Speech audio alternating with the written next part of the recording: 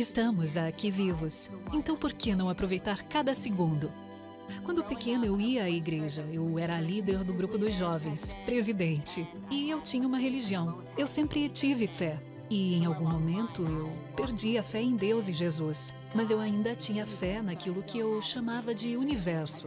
Algo do tipo, você faz coisas boas e coisas boas acontecem. Eu sempre tive esse tipo de fé. Eu sempre gostei de moda. Eu amo roupas. Quando eu era jovem, eu falava com as minhas roupas. Logo, percebi que eu queria ser estilista. E eu trabalhei com uma pessoa que trabalhava para um atleta. E após isso, eu conheci o Dwayne Wade e comecei a trabalhar com ele. Eu descobri que havia um nicho de atletas que precisavam ser vestidos e ninguém estava fazendo isso. Foi assim que comecei a trabalhar com atletas. A Kellyanne tem força própria. Minha empresa fechou um contrato com o Dwayne. E ela foi a força motivadora por trás disso. Então, como parte do trabalho com o Dwayne, trabalhei bastante com a Kellyanne nos últimos 5 anos. Como estilista e na indústria da moda, a vida é muito, muito corrida. Você se envolve, vai a festas, sai à noite, bebe. Quando ela entra num lugar, todo mundo já sabe quem ela é, porque ela atrai as pessoas. A Kellyanne é super divertida, a alma da festa. Ela definitivamente faz parte de tudo que está relacionado a ser a alma da festa e dessa vida agitada. Estávamos numa reunião sobre o Dwayne Wade e todos estavam bebendo. Estávamos com os copos na mão. Eu olhei para o Clark e falei, por que você não está bebendo? E ele disse, por causa da minha religião, nós não bebemos. E eu respondi, você é uma pessoa divertida, mas não está bebendo. Eu quero entender isso melhor. E eu disse, eu sou membro da Igreja de Jesus Cristo dos Santos dos Últimos Dias. Essa é uma das coisas em que acreditamos. E ela disse algo do tipo, que estranho, ou que fofo. Do tipo, esse não é meu jeito, não, mas tudo bem. Valeu, Clark. Ao conhecê-lo melhor, observei como era a vida dele com a família e como, embora ele tivesse todos esses outros afazeres, sua família era o mais importante e não se vê muito isso hoje em dia. Tenho uma ótima família, somos bem unidos, mas eu sentia que faltava algo. Então, quando eu estava a caminho de Mykonos para encontrar 2 clientes ao mesmo tempo, Usain Bolt e Dwayne, meu voo atrasou. Eu podia escolher entre pegar minhas coisas, toda a minha bagagem, ou deixar tudo lá e fazer minha conexão. Escolhi minhas coisas e, é claro, perdi a conexão. E enquanto eu andava pelo aeroporto de Atenas chorando, eu não conseguia acreditar que eu tinha escolhido coisas ao invés dos meus clientes. E comecei a perceber que eu tinha começado a construir uma prisão para mim mesma. Percebi que eu precisava mudar. E eu disse a mim mesma, assim que eu voltar para Miami, vou fazer uma limpeza geral, uma limpeza total. Vou parar de beber. Então, cerca de 2 ou 3 meses depois que ela decidiu parar de beber, ela disse, tá bom, Clark, me fale sobre a sua religião. E eu disse, você quer mesmo saber? Ela disse, sim, comece do começo, me conta direitinho. E ele me falou sobre Joseph Smith, sua experiência no bosque, e falou sobre as placas. E eu disse, opa, espera. Você está me dizendo que uma pessoa como você, uma pessoa prática, acredita que um rapaz encontrou essas placas com um livro escrito nelas? E ela olhou para mim e disse, essa é a coisa mais ridícula que eu já ouvi. E eu pensei, acho que não saiu como eu planejei. E, por fim, eu disse, quer saber, Clark? Quero conhecer. Eu quero ler esse livro, já que você acredita tanto nele.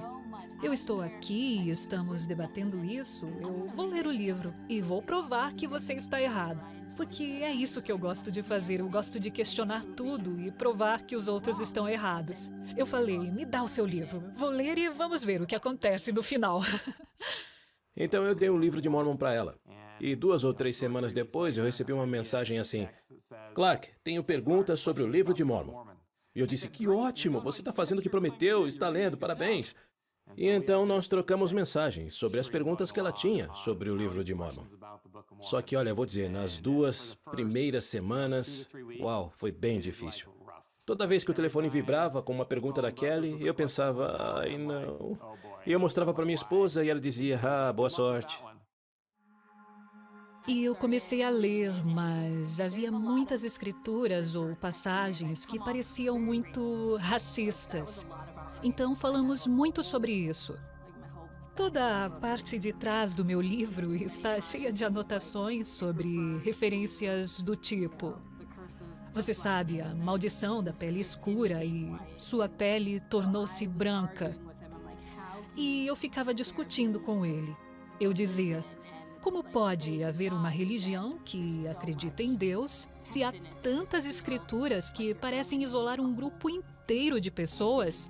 Para mim, que sou uma pessoa negra, você está me dizendo que eu sou amaldiçoada? Eu acho que depois de umas 3 semanas eu disse, olha, quer saber, Kelly, isso não vai dar certo. Foi uma má ideia, pode me devolver o livro, obrigado por tentar, isso não vai dar certo mesmo. E ela riu. Ela disse, não, eu disse que eu ia ler, então eu vou continuar lendo. E naquela noite eu li 2 Nefe 26:33. Pois nenhuma destas iniquidades vem do Senhor, porque Ele faz o que é bom para os filhos dos homens, e não faz coisa alguma que não seja clara para os filhos dos homens, e convida todos a virem a Ele e a participarem de sua bondade, e não repudia quem quer que o procure, negro e branco, escravo e livre, homem e mulher, e lembra-se dos pagãos, e todos são iguais perante Deus, tanto judeus como gentios. E aquele momento foi um momento esclarecedor. Esse tempo todo eu estava debatendo, sabe, sobre o racismo e lendo sobre iniquidades e tudo que eu já fiz. E Deus ama a todos. Não importa quem você é, o que você é, nem o que você fez. Deus ama a todos. Com base nas perguntas que ela me fazia, nas conversas que tínhamos, eu sabia que segundo Nefe 27 seria bom para ela. Eu estava indo comprar alguns artigos para uma festa e comecei a ler, mas comecei a chorar. Daí pensei, certo, eu não posso ler agora. Preciso terminar isso primeiro. Cheguei no local e comecei a chorar muito. Nem tinha terminado de ler o que o Clark havia me mostrado e eu já estava chorando sem parar. Eu estava tentando voltar ao meu escritório, sabe? Um caminho que eu conheço bem, mas peguei vários desvios. Eu ouvi uma voz em minha mente que dizia: você pode acreditar ou continuar a ser cética. E finalmente eu cheguei ao escritório. Eu enviei uma mensagem para o Clark dizendo: Clark, eu preciso tomar uma decisão. Acreditar ou continuar a ser cética. E quando eu disse isso, eu parei de chorar e tudo fez sentido para mim. Então a Kellyanne me enviou essa foto com os olhos inchados e depois ela me enviou uma outra foto, dava para ver que ela tinha chorado. E embaixo ela dizia, meu Jesus é real. E eu acho que esse foi o ponto culminante de todos os sentimentos que ela teve enquanto lia o livro de Mórmon. E, de repente, ela entendeu que Jesus Cristo é real. E ela começou a ler o livro de Mórmon sem parar. Quando ela chegou em Alma 1, eu não consegui mais acompanhá-la. Ela lia de 5 a 10 capítulos por dia. E Alma é o queridinho dela, como ela diz. Ela se apaixonou por Alma. E depois que ela terminou o livro de Alma, ela perguntou, e agora? E eu disse, bom, você deveria ir à igreja. Então ela começou a planejar suas viagens à Califórnia nos fins de semana para que ela pudesse ir conosco, com a minha família à igreja. E em um domingo que ela foi à igreja, eu estava dirigindo a reunião. Era uma reunião onde qualquer pessoa pode subir e prestar seu testemunho de Jesus Cristo. E eu já estava indo encerrar a reunião, quando eu vi a Kellyanne subindo ao púlpito para falar para 350 pessoas. E ela simplesmente prestou um testemunho muito doce do livro de Mórmon e de como ele a ajudou a perceber que Jesus Cristo é real. Todos que já leram o livro de Mórmon, a gente começa a sentir algo. Que há algo especial nele que falta na sua vida. Você precisa de algo mais. Eu escrevi para ele, acho que falta algo. E ele disse, o Espírito Santo. Então eu disse, quer saber? Acho que estou pronta para me batizar. Eu vi o que ela percorreu até aqui. as coisas que teve que mudar até então e as outras coisas que ela estava disposta a mudar, tudo por causa do poder do Livro de Mórmon. E foi ela que percebeu o que estava faltando.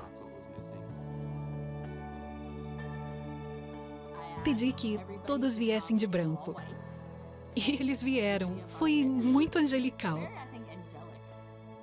Foi uma daquelas experiências que você diz que é inesquecível, de completa alegria. Eu sinto que posso começar tudo outra vez. A gente sente amor e sente que foi perdoado.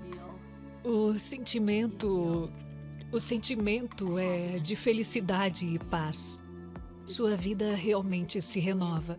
É como nascer de novo. Eu sei que pode parecer clichê, mas é exatamente isso, um novo começo. Toda a experiência foi incrível. A Kellyanne queria compartilhar sua fé no batismo. Eu não estou aqui para converter ou trazer tantas pessoas. Não é por isso que eu falo. E sim porque é o que eu estou vivendo. Eu espero que qualquer um que esteja vacilando na fé possa voltar atrás e ler o livro. É só escolher alguns capítulos e começar a ler. Apenas comece a ler.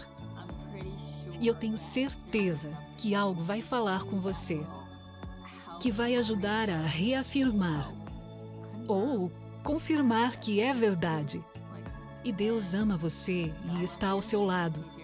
Apenas acredite e veja o que acontece.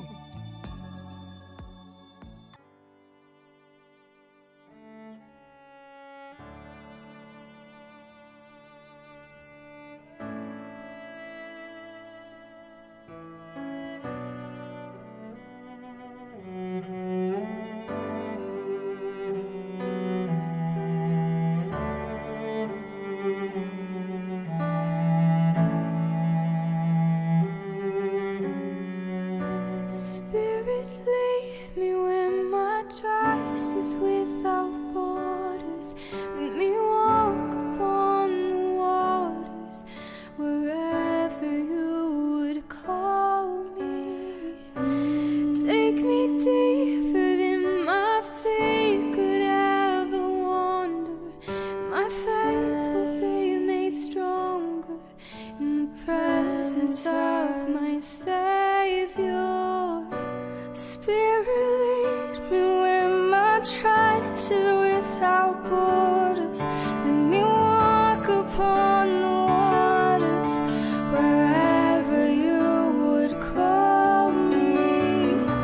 Take me deeper than my feet could ever wander, and my faith will be made stronger in the presence of my Savior. Spirit, lead me where my trust is without borders. Let me walk upon the waters wherever you would call me. Take me deeper than my feet could ever wander, and my faith will be made stronger in the presence of my Savior.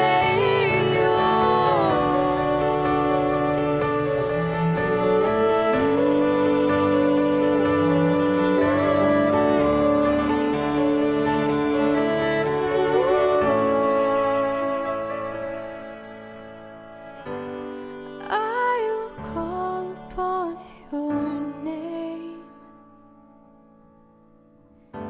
and keep my eyes above the waves. My soul will rest in your embrace. I am yours. You are mine.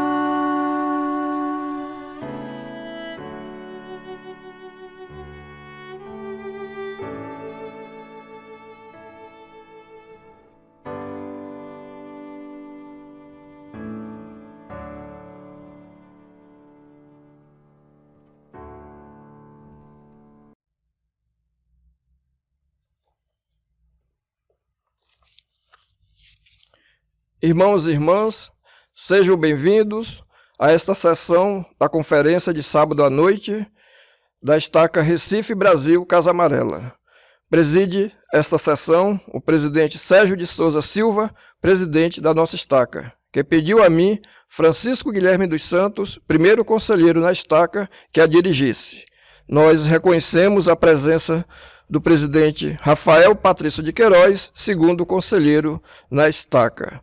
Nós iniciaremos essa sessão ouvindo o hino 73, Onde Encontrar a Paz. Esse hino será cantado por um coro combinado dos Institutos de Religião de Salt Lake. Após o hino, o irmão Celso Leandro de Lima, da ala Casa Forte, nos dirigirá em oração.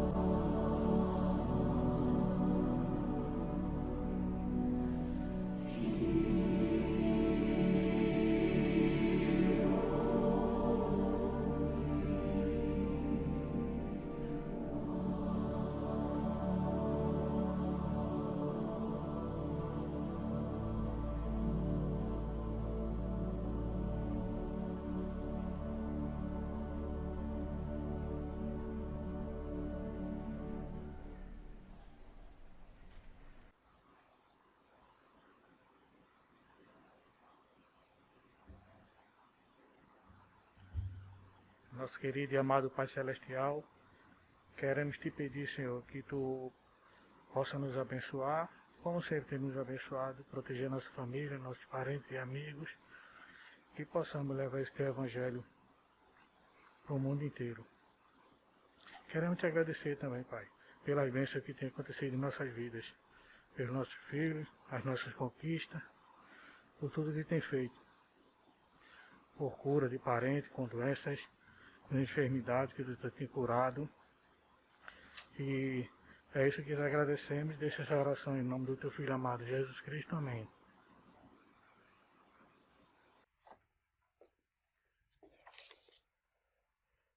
Irmãos, nós lembramos a todos que amanhã às 10 horas nós teremos início à sessão geral da conferência. Lembramos também que o acesso à capela será restrito, mas o link já está disponível para as unidades, mas você pode encontrar também no canal da Estaca no YouTube. Nós passaremos agora para os oradores dessa noite. Ouviremos primeiramente a irmã Priscila Mendes da Silva, da ala Casa Forte. Logo após a irmã Priscila, ouviremos o irmão Frank Ferreira de Vasconcelos, da ala Casa Amarela, e em seguida o irmão William Silva, da ala Casa Forte. Boa noite, irmãos, tudo bom? Eu fui convidada para ter o privilégio, de estar agora falando um pouquinho sobre o tempo que eu servi como missionária na Missão Brasil Belém. E inicialmente tem uma imagem que sempre tem nas capelas da igreja que me chama muita atenção, que é o Salvador Jesus Cristo batendo na porta. E o interessante dessa imagem é que ela não tem fechadura do lado de fora, ou seja, a porta ela só pode ser aberta por quem está por dentro.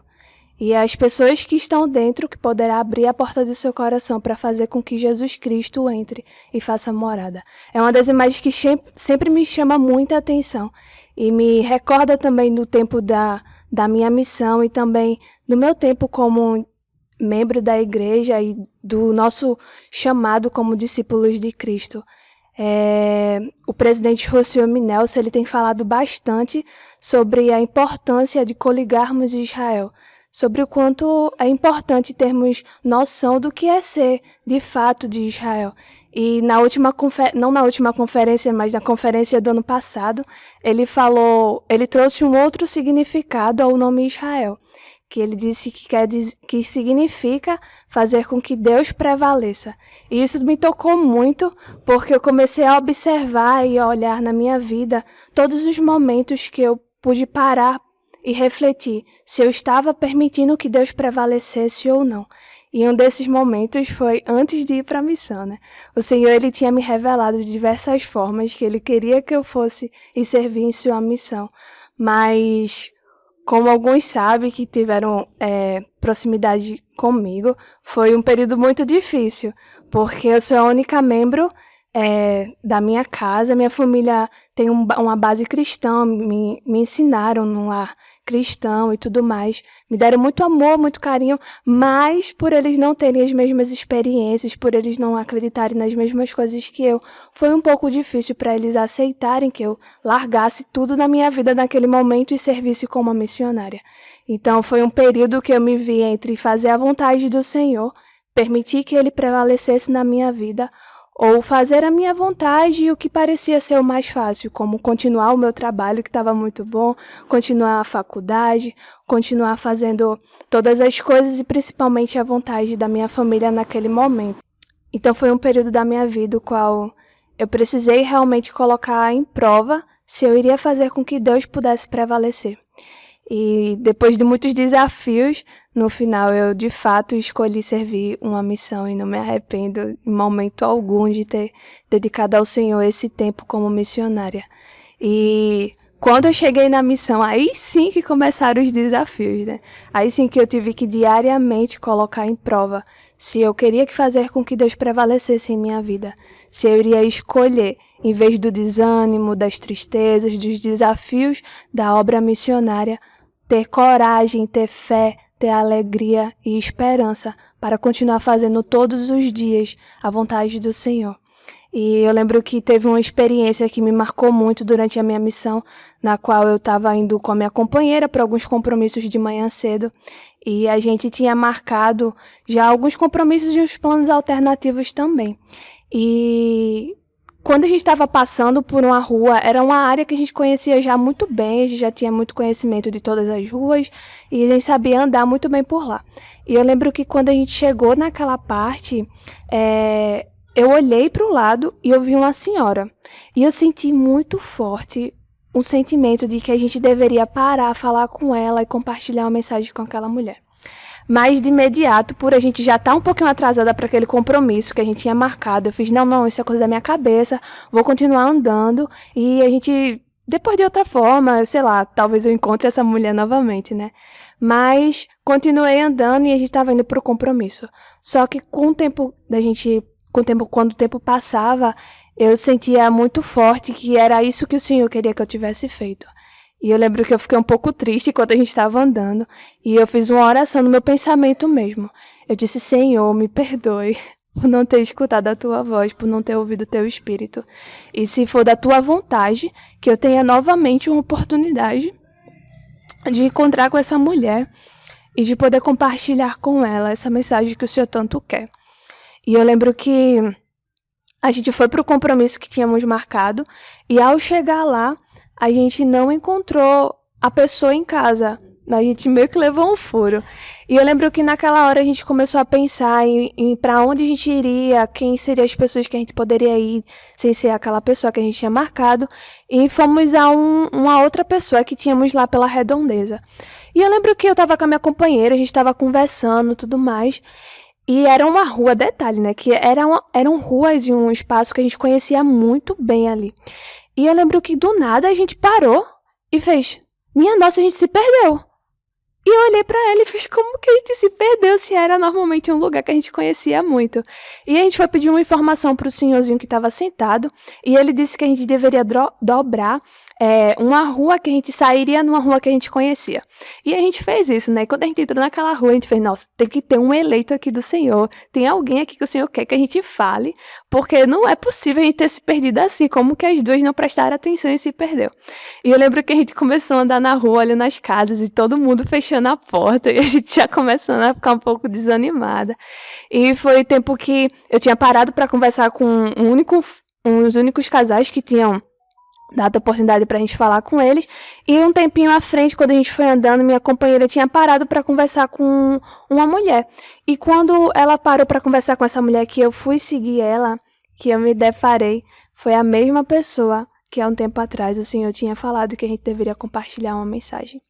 Então, naquele momento, eu fiquei muito emocionada por saber que Deus, Ele realmente está no controle de todas as coisas. Ele conhece especificamente cada um dos seus filhos. Ele sabe das coisas que precisamos e na hora que precisamos. E por mais que às vezes a gente escolha naquele momento não fazer a vontade dEle, então o Senhor Ele sempre vai nos dar de fato uma oportunidade para que a gente possa fazer a sua vontade. E na maioria das vezes vai ser muito desafiador. Vai ser bem difícil fazer o que o Senhor nos pede e o que Ele quer. E isso me lembra muito do discurso que o Elder Holland ele falou na conferência do final do ano passado. E ele disse o seguinte sobre a fé. A questão é que a fé significa confiar em Deus nos bons e nos maus momentos, mesmo que isso inclua algum sofrimento, até vermos seu braço revelado em nossa vida.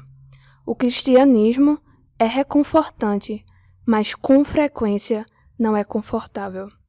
E é exatamente sobre isso que eu tenho o sentimento que a minha missão foi. Ela, por diversas vezes, não foi muito reconfortante, mas não foi muito confortável. Mas em muitos momentos eu vi a mão do Senhor me confortando e me ajudando a fazer a vontade dEle. Foi muito gratificante. Na verdade, às vezes a gente pensa que a gente que está doando, né, 1 ano e 6 meses ou 2 anos de nossas vidas para o Senhor. Mas na verdade eu sinto que é o contrário. Ele que está nos dando esse privilégio de poder representá-lo, de poder ter experiências tão únicas que vai marcar para sempre nossas vidas.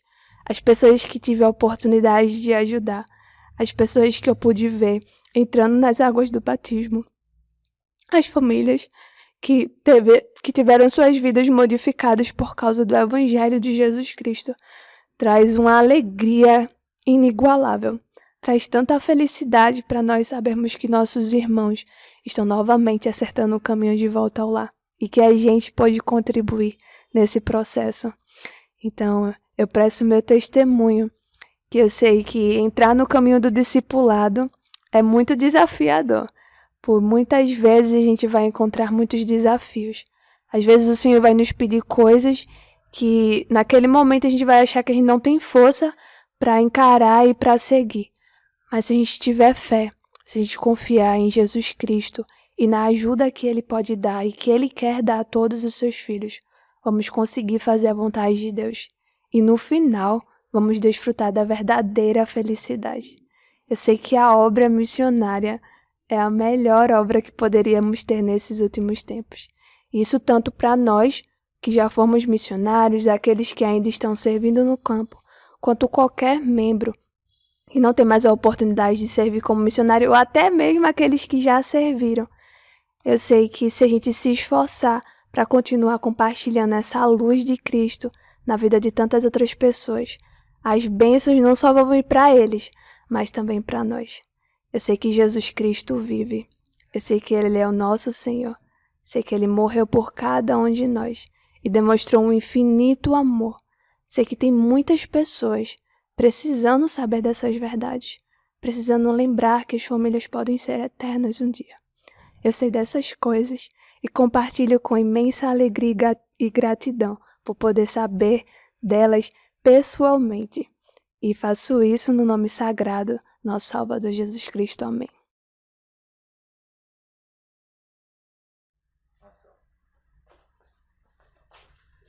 Boa noite, irmãos.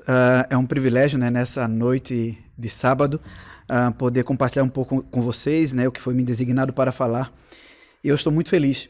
E ao preparar esse discurso, eu tentei fazer algo diferente do que geralmente a gente faz para a história da família. E não é de admirar, né, que eu, Frank, como consultor da história da família da Estaca, possa falar sobre esse assunto. Interessante que ao longo dessa preparação, né, a Estaca me deu 4 escrituras, né, como sugestões, mas eu não sei por que eu não usei nenhuma delas. E todas elas falavam de história da família. Mas veio em minha mente algo que talvez a gente, né, não fale, né, ou não faça uma ligação quando se fala de história da família. Então veio em minha mente uma escritura que está em Doutrina e Convênios 42:29, que diz: Se me amares, servir-me-ás e guardarás todos os meus mandamentos. Servimos quando dedicamos a reservar um pouco de nosso tempo para fazer indexação, gerar cartões de ordenanças, alimentar nossa árvore e salvar nossas recordações, e amamos quando entendemos que a salvação daqueles que são nossos entes queridos está em nossas mãos. Então, eu acho que uma das coisas que me levou a falar sobre isso, sobre esse amor, né, sobre esse serviço, foi quando, ao longo dessa semana, eu tive a ideia de digitalizar. Eu tentei, pelo menos, né, digitalizar todas as fotos do meu casamento, acontecido há alguns anos atrás, mais de 20 anos atrás, mas eu não tentei apenas com o celular, apenas uma foto, né, eu consegui, que era a foto da minha esposa com a minha avó, que na época do casamento ela tinha 84 anos, né, e no caso o nosso casamento foi em 97, ela veio a falecer em 2005, assim que meu terceiro filho nasceu. Né? E deu uma saudade muito grande, né, ao vê-la naquela foto, né, e das coisas que ela fazia, né? Então acho que a recordação, né, assim, gravar esses momentos digitalmente nos traz essas memórias, e eu fiquei muito feliz. E uma outra situação também que me fez fazer isso foi quando meu filho, né, quando ele tinha 5 anos de idade, ele fez um trabalho de árvore familiar. Eu queria trazer para vocês, mas eu deixei para um outro momento. E ele tinha 5 anos quando ele fez a árvore familiar dele. E achei bem interessante essa iniciativa da escola. Continuando, né, aqui do seguinte: o amor e o serviço ao Pai Celestial é o termômetro que indica o quanto nós o amamos. Talvez, acredito eu, que nunca nos demos conta de que o trabalho de Templo e História da Família é um mandamento. Um mandamento que beneficia todos os filhos do Senhor em ambos os lados do véu.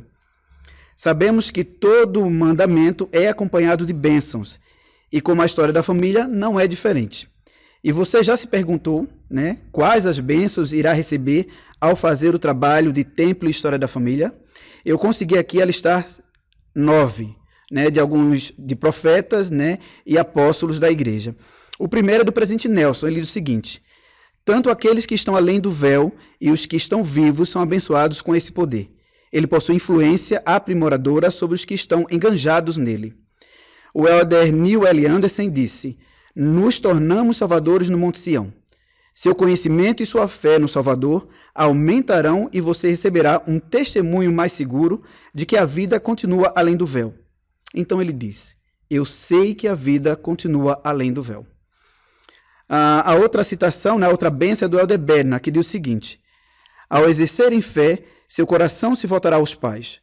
As promessas feitas a Abraão, Isaque e Jacó serão plantadas em seu coração. Sua bênção patriarcal, com sua declaração de linhagem, vai ligá-los a esses pais e será mais significativa para vocês. Seu amor e gratidão por seus antepassados vão aumentar. Seu testemunho do Salvador e sua conversão se tornará mais profundos e duradouros. Serão protegidos da crescente influência do adversário. Ao participarem desse trabalho sagrado e o amarem, serão protegidos em sua juventude e por toda a vida. A outra bênção relatada pelo elder Kent L. Cook, ele diz: se olharem além dos limites do tempo e da mortalidade e ajudarem aqueles que não podem ajudar a si mesmos, vocês serão abençoados com mais união e alegria em sua família e com a divina proteção concedida àqueles que o servem fielmente. Invoco uma bênção sobre vocês, para cada um de vocês. Encontre alegria e seja abençoado em cada aspecto de sua vida ao cumprirem com a obrigação que lhes foi enviada dos céus. O elder Daylon D. Randall, ele diz o seguinte: vocês encontrarão não apenas proteção contra as tentações e males deste mundo, mas também encontrarão poder pessoal, o poder de mudar, o poder de arrepender-se, o poder de aprender, o poder de ser santificado e o poder de voltar o coração de sua família e curar o que precisa de cura. E por fim, o elder Henry B. Eyring, que é o conselheiro do profeta, ele diz o seguinte: Deus, o Pai, quer seus filhos de volta ao lar em família e em glória. Prometo-lhes a ajuda inspirada que procuram e da qual necessitam. Então, irmãos, eu acredito, eu não sei se vocês conseguem, né, listar todas as bênçãos, e essas são apenas algumas. Todas essas bênçãos estão relatadas lá na Biblioteca do Evangelho, né? E todos nós precisamos e ansiamos dessas bênçãos, né? Eu sei que Cristo vive e essa é a sua igreja. Nós precisamos realmente, como certa vez falando com o presidente Guilherme, né, que esse era um lema meu, né, de tornar viva a história da família em nossa estaca, e ele disse uma coisa que até então eu nunca tinha imaginado. Ele disse: isso não é uma ideia, um pensamento, isso é uma meta. Essa é a sua meta. E eu fiquei muito feliz quando ele disse aquilo. Então, essa é a minha meta. Tornar viva a história da família em nossa estaca, para que todos nós tenhamos a bênção de receber essas bênçãos em nossa família. E esse é um privilégio nosso, né? Nossos familiares que já se foram precisam realmente ser ligados a nós através da história do templo, através do templo e história da família. Existe um vídeo do elder Bradley D. Foster que explica cada uma de nossas responsabilidades em reunir os filhos de Deus em ambos os lados do véu. Agora a gente vai ver esse vídeo.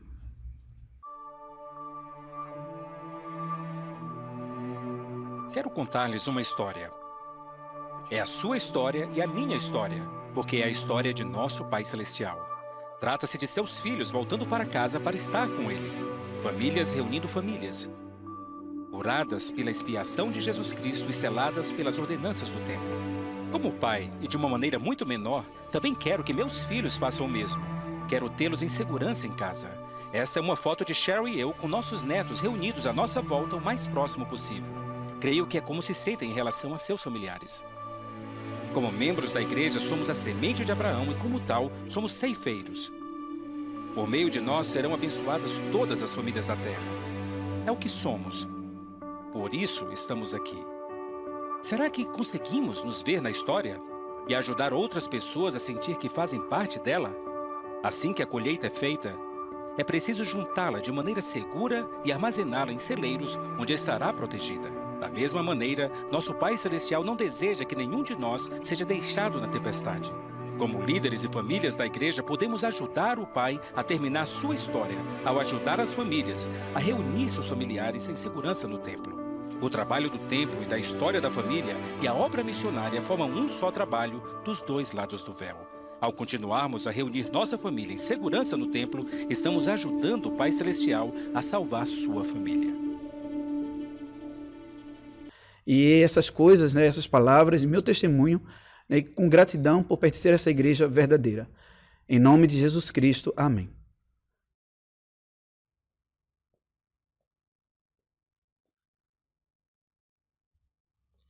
Meus queridos irmãos e irmãs, como sou grato por ser membro dessa igreja e por meu privilégio de falar a vocês agora. Sou testemunho do trabalho, orações e amor que são necessários para se fazer um evento assim. Em nossa última conferência geral, nosso amado presidente Nelson, ao explicar o seu novo entendimento de que um dos significados hebraicos da palavra Israel é permitir que Deus prevaleça, enfatizou o fundamental papel do arbítrio, nos dando uma visão mais ampliada da palavra disposição.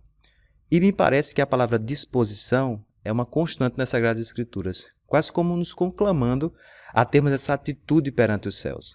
Assim como no final do poderoso discurso do rei Benjamim, quando seu povo declarou: não temos mais a disposição de praticar o mal. Eles estavam dispostos a fazer um convênio com Deus, de cumprir sua vontade e obedecer aos seus mandamentos em todas as coisas que eles ordenassem. De fato, devemos estar dispostos a submeter a tudo quanto o Senhor achar que deve nos infligir, como diz Mosias 3,19.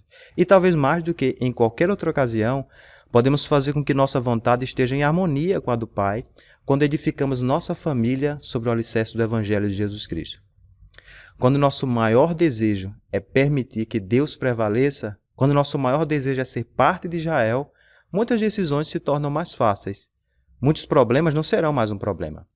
Nós saberemos a melhor forma de nos vestir, saberemos o que assistir e o que ler, em que despender nosso tempo e com o que se associar. Saberemos o que queremos realizar, saberemos que tipo de pessoa queremos de verdade nos tornar. A maioria das pessoas para as quais nós seremos guiados no dia a dia podem ter consigo um sentimento de que há algo faltando em suas vidas. Elas também anseiam pela plenitude da alegria que advém daqueles que desejam permitir que Deus prevaleça em sua vida. Um dia desses era eu quem estava precisando ouvir essas palavras de boas novas, dessa plenitude da alegria, né? Me batizar foi uma tremenda dificuldade. Vocacionado redentorista, eu me preparava para entrar no convento e me consagrar numa vida sacerdotal divergente da que vivo hoje. Fazia 2 faculdades quando mandei meu chamado. Morava em Carpina e estudava aqui em Recife, dormia cerca de 4 horas por noite. Era um ritmo frenético naquele tempo. Quase não tinha tempo nem para viver. Mas meu bispo todo dia me cobrava a leitura do livro de Mórmon. E ele insistiu até que eu recebesse o que eu posso chamar de o doce e sagrado testemunho da veracidade do livro de Mórmon. Como sou grato pelo apoio daquele homem imperfeito, mas tão extraordinário nas mãos de Deus. Ele sempre foi um exemplo para mim de como colocar as coisas do reino de Deus em primeiro lugar. Quando chegou meu chamado, e de verdade, eu estava disposto a ir a qualquer lugar. Não é difícil adquirir um testemunho da obra missionária. O mesmo não é verdade sobre servir na obra missionária. Sobretudo como missionário, né? Que exige muito da gente. Mas quando eu adquiri esse testemunho, nada mais me impediria de ir. A gente sempre fica naquela expectativa de saber para onde a gente vai. No fundo, eu dizia assim para mim: Jesus, mande para qualquer lugar. Só não me mande para o Amazonas, porque eu detesto peixe. No dia da entrevista de receber meu chamado, nas palavras do meu amado bispo, com aquele olhar meio receoso, porque ele já me conhecia e preocupado, com o que eu iria responder. Ele disse: como está seu testemunho da missão? Está disposto a fazer a vontade do nosso Pai Celestial? E eu respondi: aonde mandares irei, Senhor. Naquele tempo, vinha a passagem de avião colada no chamado, e por algum motivo ele já meio que sabia para onde a gente ia. E ele me disse que eu ia para Manaus. Minha primeira impressão foi: que massa, Jesus Cristo escuta mesmo o que está lá no fundo do coração da gente. A segunda impressão nem importava mais depois dessa. E eu estava disposto a mudar tudo quando encontrei o Evangelho de Jesus Cristo. Linha sobre linha, preceito sobre preceito, como até hoje. E desde lá muitas batalhas foram vencidas, porque eu tenho aprendido a cada desafio uma nova maneira pela qual Deus pode prevalecer em minha vida. O presidente Nelson nos ensinou que Deus concede a todos o privilégio de poder escolher, que nós podemos escolher ser de Israel ou não. Podemos escolher permitir que Deus prevaleça em nossa vida ou não. Podemos escolher permitir que Deus seja uma influência mais forte em nossa vida ou não. E não é fácil. É necessário ter fé e coragem para permitir que Deus prevaleça. Isso requer um persistente e rigoroso esforço espiritual para que nos arrependamos e deixemos de lado o homem natural por meio da expiação de Jesus Cristo. Por isso mesmo que nós precisamos de ousadia para mudar e rejeitar o homem natural. É nesse sentido que se diz que Deus, o Deus de Israel, admira as pessoas intensas. É urgente tomar nossa plena responsabilidade por nossa própria vida, e por nosso progresso espiritual. Permitir que Deus prevaleça é uma decisão individual que exige esforço pessoal e podemos até receber apoio dos outros, mas depende inteiramente de nós. Dizem que as pessoas mudam por duas razões, ou porque elas aprenderam demais, ou porque elas sofreram demais. E um dos motivos desse sofrimento são as lembranças. Alguém já disse que as lembranças são as piores inimigas do coração. E eu não estou me referindo a recordar sempre dele, como oramos todos os domingos, quem dera fosse. Você e Deus sabem do que eu estou falando. Para ilustrar isso, quando você está dirigindo seu carro, tem um para-brisa e o retrovisor. O retrovisor é menor que o para-brisa porque passado é referência, não é direção. Tem gente na vida que dirige com um retrovisor desse tamanho e um para-brisa pequenininho. E fica, no meu tempo, se eu pudesse, aqui não é mais assim, por que ele fez isso comigo? E lembrar das coisas às vezes dá raiva, né? Aliás, a raiva deve ser evitada a qualquer custo. Impressionante o quanto que a raiva nos emburrece. No momento que a gente sente raiva, precisamos tomar muito cuidado com o que a gente fala, da maneira com que a gente age e as decisões que a gente toma. A raiva muda as coisas de lugar, muda a nossa disposição de permitir que Deus prevaleça. Por exemplo, se você gosta de alguém, você irá exagerá-lo em sua mente. Se você não gosta de alguém, com certeza você irá exagerá-lo na sua mente. O exagero significa que você é incapaz de ver as coisas como são. E se você é incapaz de ver as coisas como elas são, você não é capaz de lidar com a vida da forma como deveria ser. O próprio senso comum diz coisas assim: fulano ficou cego de ódio, para se referir ao fato de que em um dado sentimento alterou nossa percepção da realidade. Um velho ditado também diz: aquele a quem os deuses querem destruir, ele primeiro os torna irado. O pecado atrapalha nosso pensamento e nossa percepção. Jesus Cristo perdoou as prostitutas, mas em vão eu procuro no Evangelho um só versículo onde ele tinha perdoado o hipócrita. Nesse sentido, os mandamentos de Deus não só nos recolocam na rota do modo moral de viver com ele e entre nós, como também na rota da disposição espiritual, permitindo que a vontade de Deus sempre prevaleça sobre a nossa. O desejo vem pelo exercício da obediência. Não é Deus quem determina para onde vamos ao final. São nossas atitudes. Às vezes pode ser frustrante, porque na força de vontade do querer mudar e não dar lugar ao inimigo de sua alma, você decide não mais pecar. Mas quando há um afeto não encerrado, sempre haverá recaídas. E você acaba desistindo de lutar. Afinal, esse é o propósito do inimigo da nossa fé. Há ocasiões em que verdadeiramente nos sentimos como um vaso quebrado. Assim como Humpty Dumpty, estamos certos que nem mesmo os cavalos e os homens do rei conseguirão nos juntar outra vez. Mas já foi dito que Deus ama coisas quebradas e as torna benéficas para nós. É preciso quebrar as nuvens para poder nutrir o solo, é preciso quebrar o solo para cultivar os grãos, é preciso quebrar os grãos para fazer o pão e é preciso quebrar o pão para que sejamos nutridos. E assim são os ciclos da vida. Essa sequência divina é semelhante à parábola do Salvador, que disse que o grão de trigo que nos dará seu fruto, não nos dará seu fruto a menos que caia na terra e morra. Para a maioria de nós, não conseguiremos ver Deus quando está no momento difícil. Eu sei. Tem momentos que a gente não consegue sentir que Ele está do nosso lado. Tem momentos que a gente desespera. Mas deixa eu te dizer, Deus é sempre presente. Deus não apenas conhece os detalhes de nossa vida, Ele conhece os detalhes dos detalhes da nossa vida, como disse o Elder Chihong na última conferência. Eu amo as palavras confortantes do Elder Holland, que ele diz: nem sempre conseguiremos controlar as forças da natureza ou a mortalidade. À nossa volta movem-se as complexidades da vida celestial, as quais nem sempre se curvarão aos nossos desejos. Mas podemos ter um coração preparado, podemos permanecer fiéis, podemos manter nossa integridade, podemos nos apegar àquilo em que acreditamos.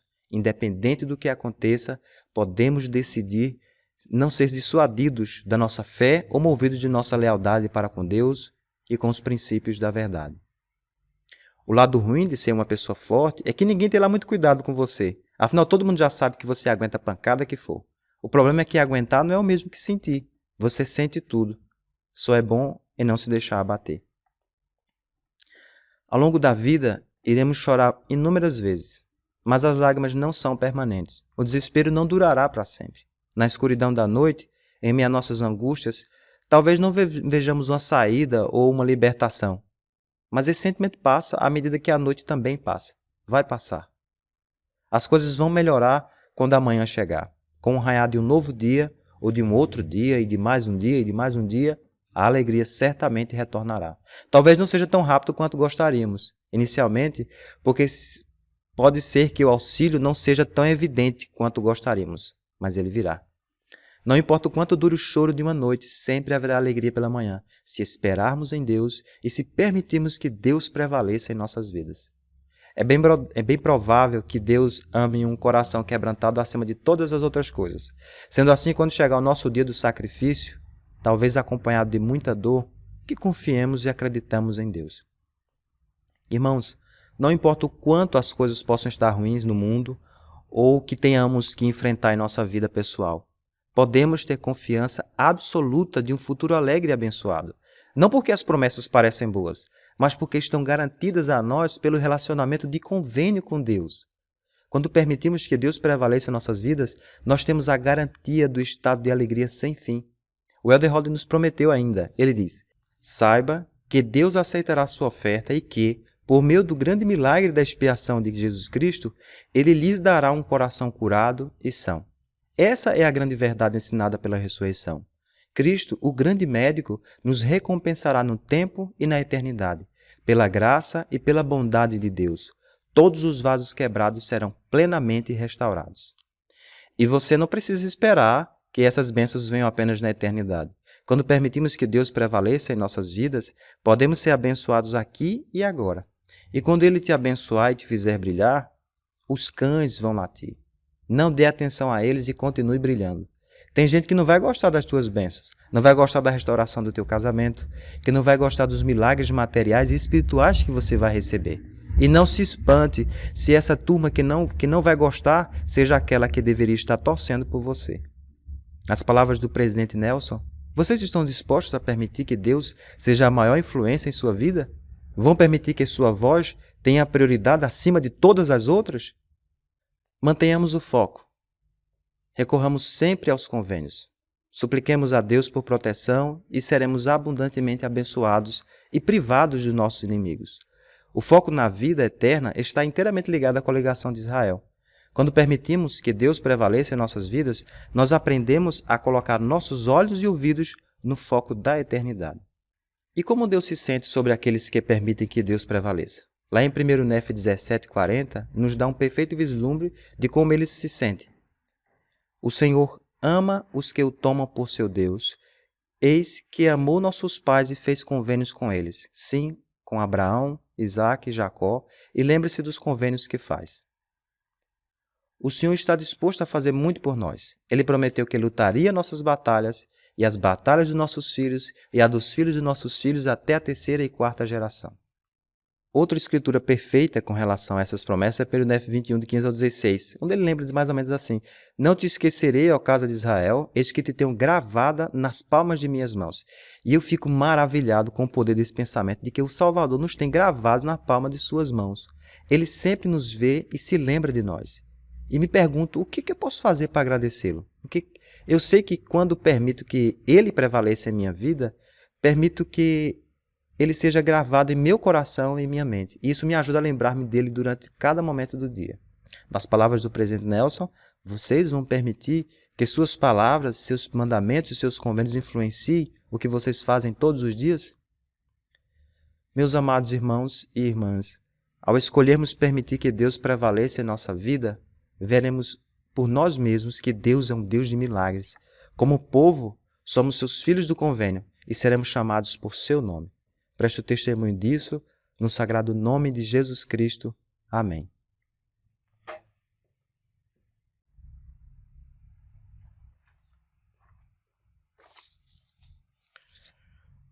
Ouviremos agora um medley de O Amor do Salvador e Belo é o Salvador.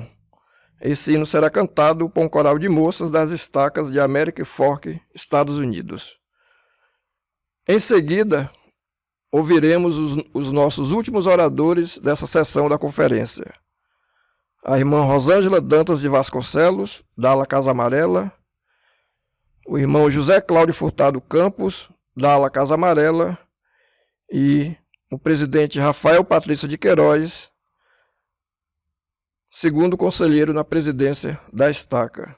Nós agradecemos a audiência de todos que puderam nos prestigiar nessa noite e renovamos aqui o convite para que amanhã, às 10 horas, nós teremos início à sessão geral da conferência. E o acesso à capela será restrito. O link já foi disponibilizado nas unidades, mas você pode encontrar também no canal da Estaca no YouTube. Nós encerraremos essa sessão da conferência com o último hino, que será o 42, Que Firme Alicerce. Esse hino será cantado por um coro combinado dos Institutos de Religião de Salt Lake. Após o hino, a irmã Camila Lins, da ala Casa Forte, nos fará a última oração. In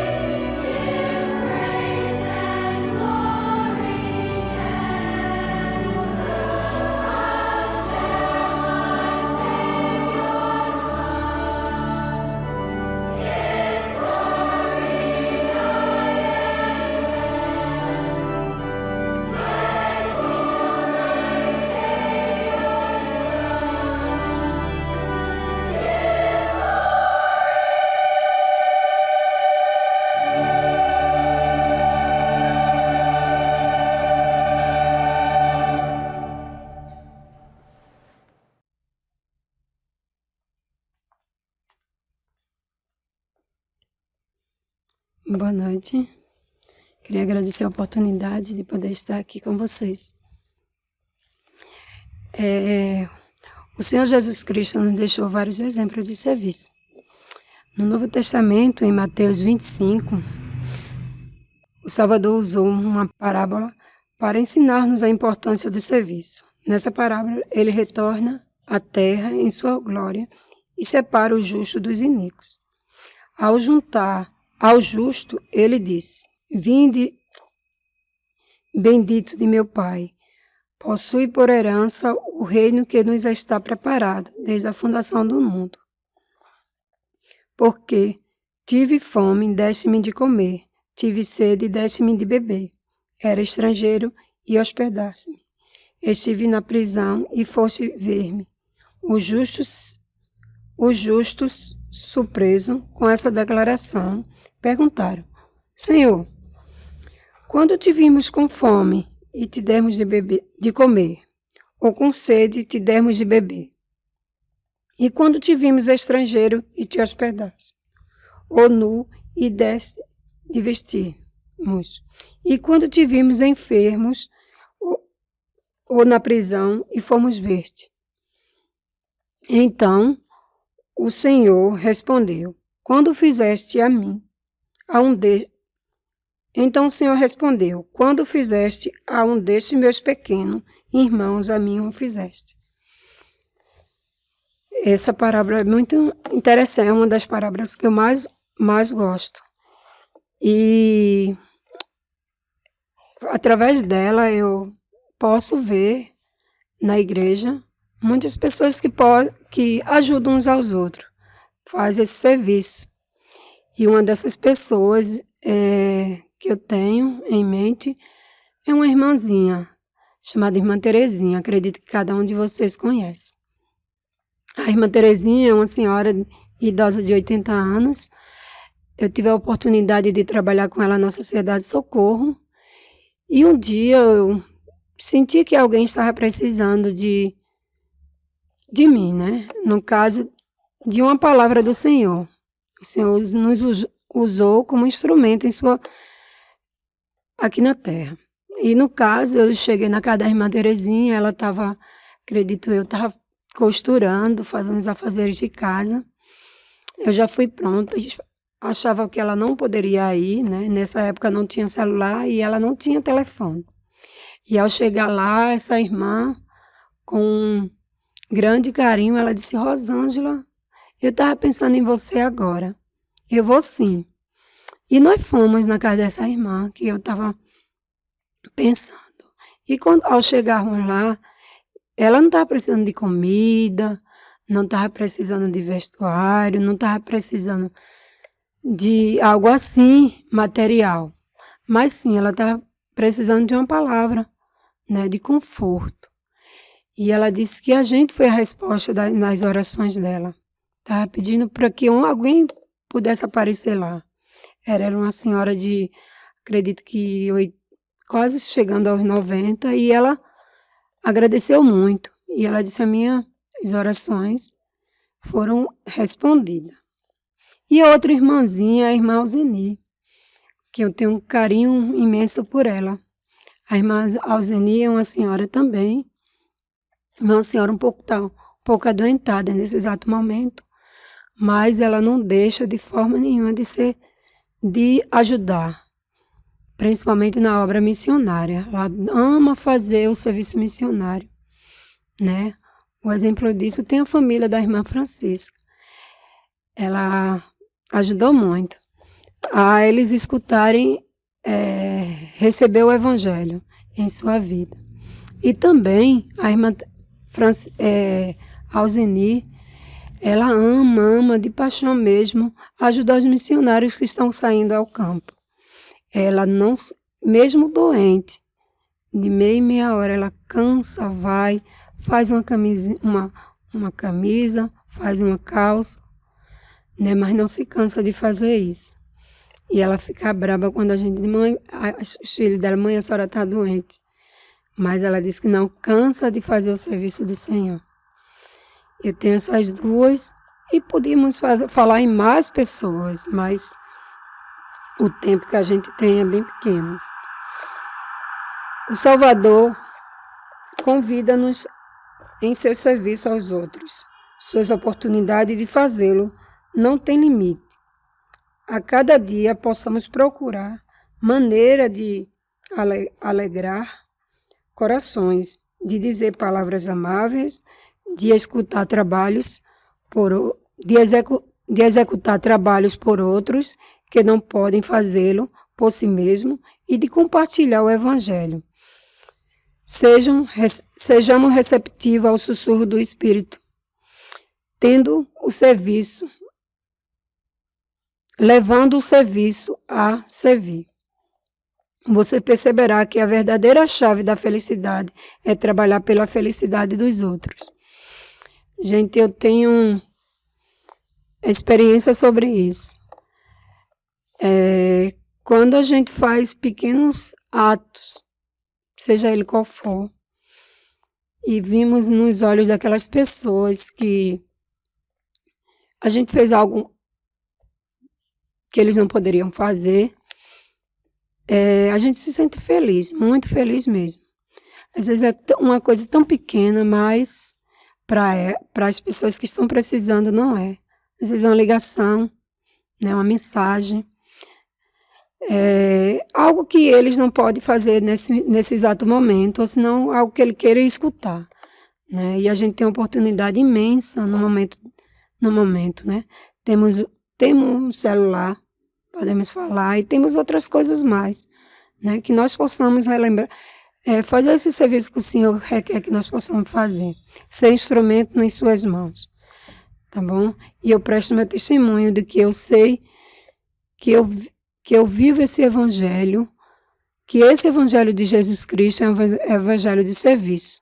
E eu amo esse evangelho, no qual eu posso trabalhar pouco, mas esse pouco me alegra muito. E eu queria deixar essa mensagem em nome de Jesus Cristo. Amém.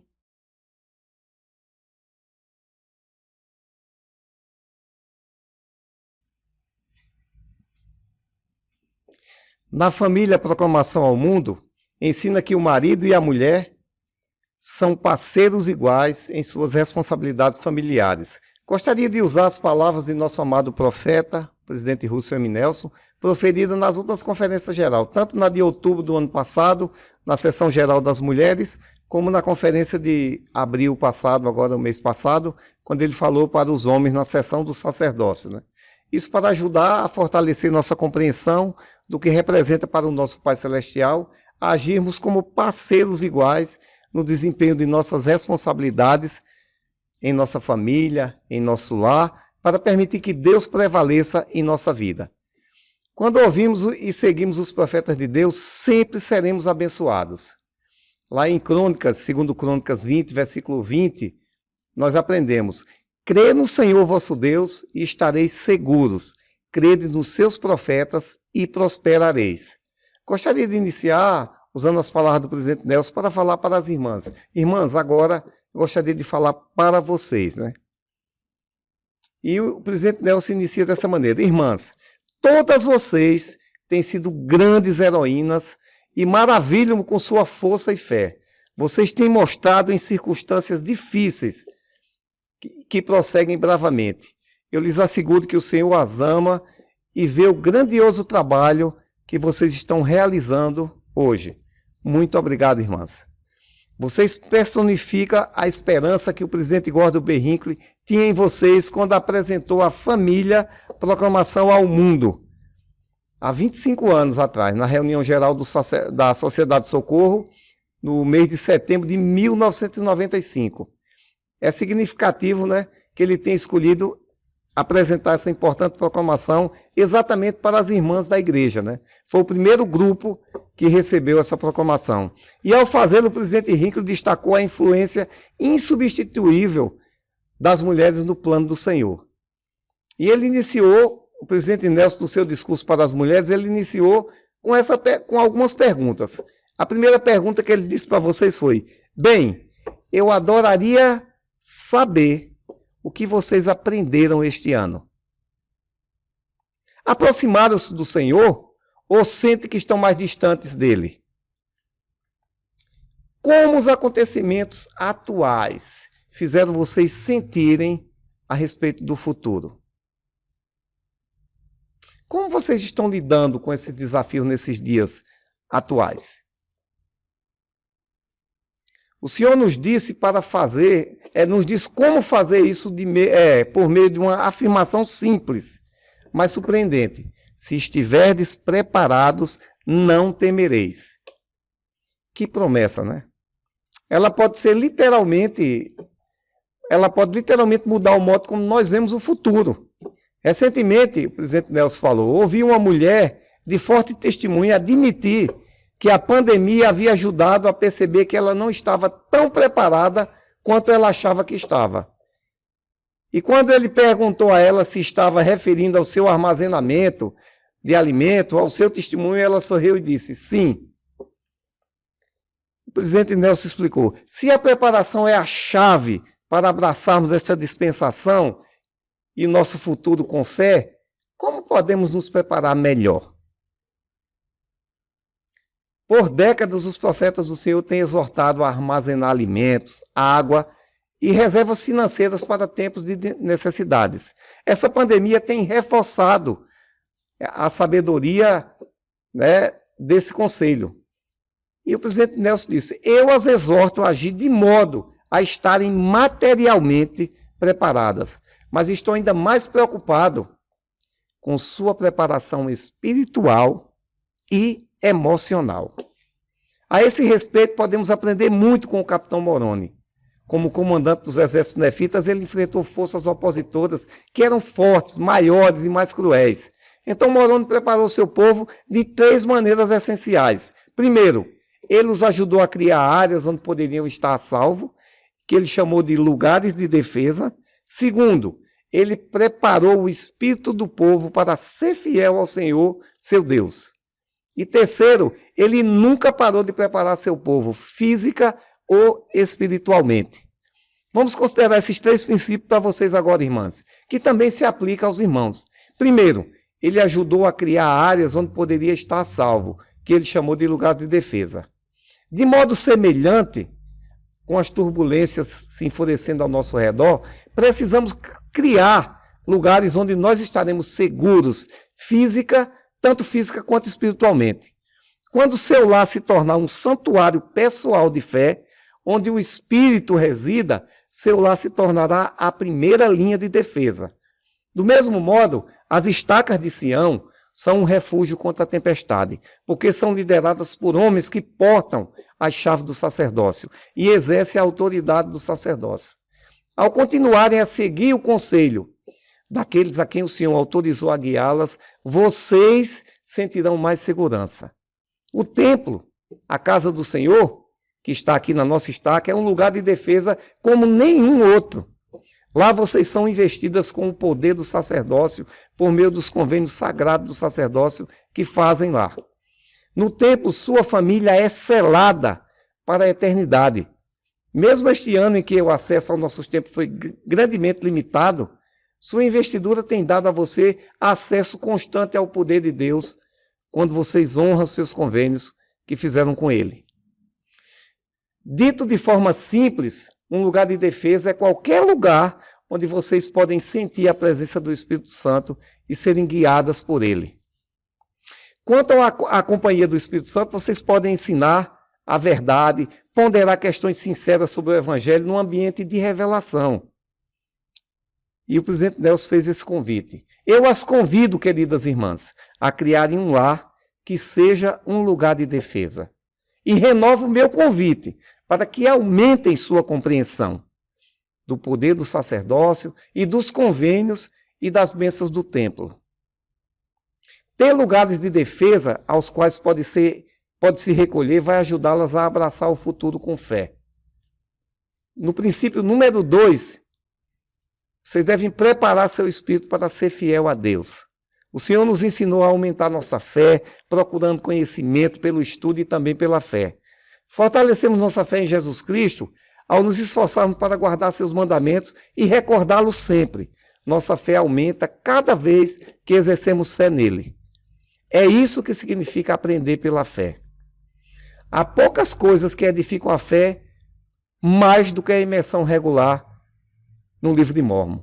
Nenhum outro livro testifica de Jesus Cristo com tanto poder e clareza. Seus profetas inspirados pelo Senhor viram nossos dias, selecionaram a doutrina e as verdades que mais ajudariam. O livro de Mórmon é nosso guia de sobrevivência dos últimos dias. Nossa maior segurança vem de nos ligarmos ao Pai Celestial e ao Salvador Jesus Cristo. A vida sem Deus é uma vida cheia de temor. A vida com Deus é uma vida repleta de paz. As bênçãos espirituais advêm aos que são fiéis. Receber revelação pessoal é uma das maiores bênçãos que está ao nosso dispor hoje. Veja essa promessa que o nosso profeta de Deus fez. Prometo que, ao aumentarem sua capacidade de receber revelação, o Senhor as abençoará com mais orientação para a sua vida e ilimitados dons do Espírito Santo virá a você. Princípio número 3. Irmãs, nunca parem de se preparar. O adversário nunca para de atacar, portanto, nunca podemos parar de nos preparar.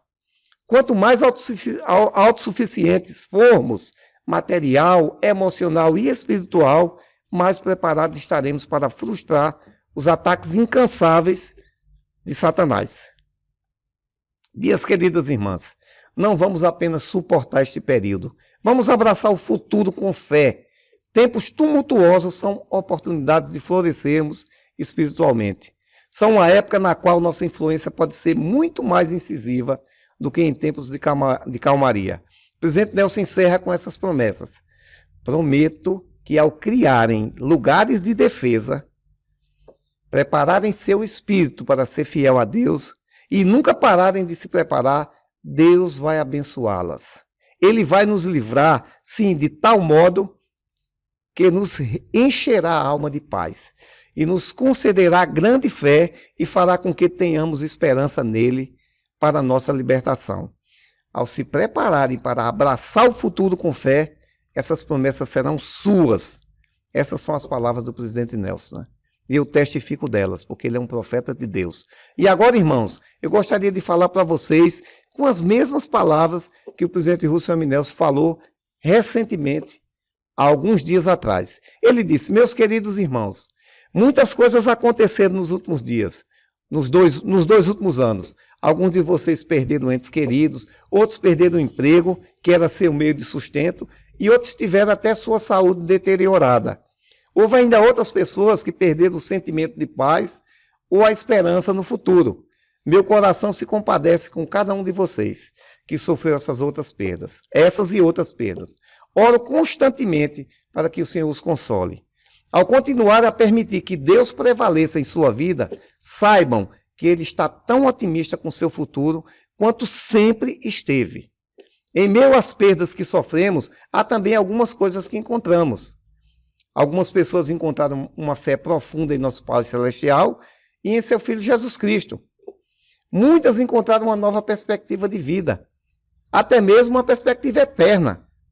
Talvez vocês tenham desenvolvido um relacionamento mais sólido com seus entes queridos e com o Senhor.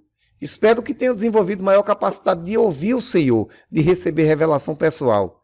As provações geralmente são oportunidades de crescimento que viriam de nenhuma outra forma viriam até nós. Pensem nos últimos 2 anos. Como vocês progrediram? O que vocês aprenderam? A adversidade, irmãos, é um grande professor. O que vocês aprenderam nos últimos anos que desejam lembrar para sempre? Eu sei que suas respostas podem ser completamente pessoais, mas gostaria de mencionar algumas lições. Primeiro, o lar é o centro da fé e da adoração. Permanecer em lugares santos, não sejais movidos. Esses lugares santos certamente incluem os templos do Senhor, as capelas, mas como nossa possibilidade de nos reunir nesses locais foram restringidas em diversos aspectos por causa da pandemia, aprendemos que um dos lugares mais sagrados na terra é o lar. Sim, até mesmo seu próprio lar. Seu próprio lar. Irmãos, vocês são portadores do sacerdócio de Deus. Os direitos do sacerdócio são inseparavelmente ligados aos poderes do céu. Vocês e sua família receberam a ordenança do sacerdócio. E nas ordenanças do sacerdócio manifestam-se o poder da divindade. Esse poder está ao alcance de vocês e de sua família, em seu próprio lar, desde que cumpram os convênios que fizeram com o Senhor. Elias, o profeta, restaurou as chaves do sacerdócio que permite que as famílias sejam seladas para a eternidade. É por esse motivo que foi tão bom administrar o sacramento em seu lar. Como vocês acham que isso afetou o modo que seus familiares veem vocês ao administrar essa ordenança tão sagrada? O que vocês farão para conservar esse sentimento sagrado em sua família? Pode ser que ainda haja mais coisas que vocês precisam fazer para tornar o seu lar um verdadeiro santuário de fé. Se for esse o caso, por favor, coloque essas coisas em prática. Se forem casados, aconselhe-se com sua esposa como parceiros iguais nesse trabalho crucial, como está na família Proclamação ao Mundo. Atitudes e ações que convidam o Espírito aumentarão a santidade de seu lar. Igualmente, certo é o fato de que a santidade desaparecerá se houver qualquer coisa em seu comportamento ou em seu ambiente que ofenda o Espírito Santo. Pois o céu se afasta quando nós ofendemos o Espírito. Já se perguntado por que o Salvador quer que façamos de nosso lar o centro do aprendizado e da aplicação prática do Evangelho? Ele não serve apenas para nos preparar e nos ajudar em meio a uma pandemia. As restrições atuais quanto a reuniões na igreja um dia chegarão ao fim. No entanto, o seu compromisso de fazer com que o seu lar seja seu principal santuário de fé nunca vai ter fim. Peço que continuem a fazer com que seu lar seja um lugar verdadeiramente santo, e que vocês não sejam movidos quanto a essa meta primordial. Lição 2. Precisamos uns dos outros. Deus deseja que trabalhemos juntos e que nos ajudemos mutualmente. É por isso que Ele nos enviou à terra em famílias e nos organizou em alas e estacas. Juntos podemos realizar muito mais do que se estivéssemos sozinhos. O plano de felicidade de Deus seria frustrado se seus filhos permanecessem isolados uns dos outros. A pandemia atual tem sido peculiar por ela ter afetado todas as pessoas no mundo praticamente no mesmo momento, mais do que outros, né? Todos passamos algum tipo de dificuldade, uns mais, outros menos, né? Por esse motivo, nossa provação em comum tem o potencial de ajudar a unir os filhos de Deus como nunca antes. Faça então esta pergunta: será que essa provação em comum fez com que vocês se aproximassem de seu próximo e de seus irmãos e irmãs que vivem próximo de vocês no mundo inteiro? Meus queridos irmãos, há muita coisa que o Senhor quer que aprendamos com nossas experiências durante esta pandemia. Mencionei apenas algumas. Convido-os a criar sua própria lista. Ponderem-na cuidadosamente. Compartilhem-na com seus entes queridos. O futuro é brilhante para o povo de Deus que cumpre com os convênios. O Senhor conclamará cada vez mais seus servos que portam dignamente o sacerdócio para que abençoem, consolem, fortaleçam a humanidade e ajudem a preparar o mundo e o povo que vive nele para a sua segunda vinda. Cabe a cada um de nós estar à altura da sagrada ordenação que recebemos. Podemos fazer isso. Podemos permitir que Deus prevaleça em nossa vida se formos fiéis. Como parceiros iguais, irmãos, nós recebemos também a sagrada responsabilidade de trazer os filhos do Pai Celestial aqui para a Terra. Os filhos são a herança do Senhor, está na família Proclamação ao Mundo. Eu gostaria de falar a você agora como pai e como mãe. A responsabilidade que nós temos de ensinar os nossos filhos, de nutri-los no caminho do Senhor por meio do exemplo, por meio da fé, né? Será que seus filhos já abriram a porta do quarto repentinamente e encontraram você de joelhos orando por eles? Será que frequentemente seus filhos têm observado vocês estudando as Escrituras da Palavra de Deus? Será que vocês têm ensinado seus filhos por meio do exemplo e por meio da fé? Esse é um ensinamento que vai ficar mais forte na vida deles. Quando eu realizava reunião familiar com meus filhos pequenos e eles se distraíam, eu perguntava, será que isso realmente importa? E eu aprendi claramente com isso, que o que importava é se eles lembrassem que seus pais faziam reunião familiar, que seus pais liam as escrituras, que seus pais se ajoelhavam diariamente para orar. Será que o seminário, irmão e irmã, é uma prioridade para seu filho? Você coloca como uma prioridade para seu filho? Como o presidente Peck ensinou, é de vocês que será cobrado, é de nós como pais que será cobrado isso.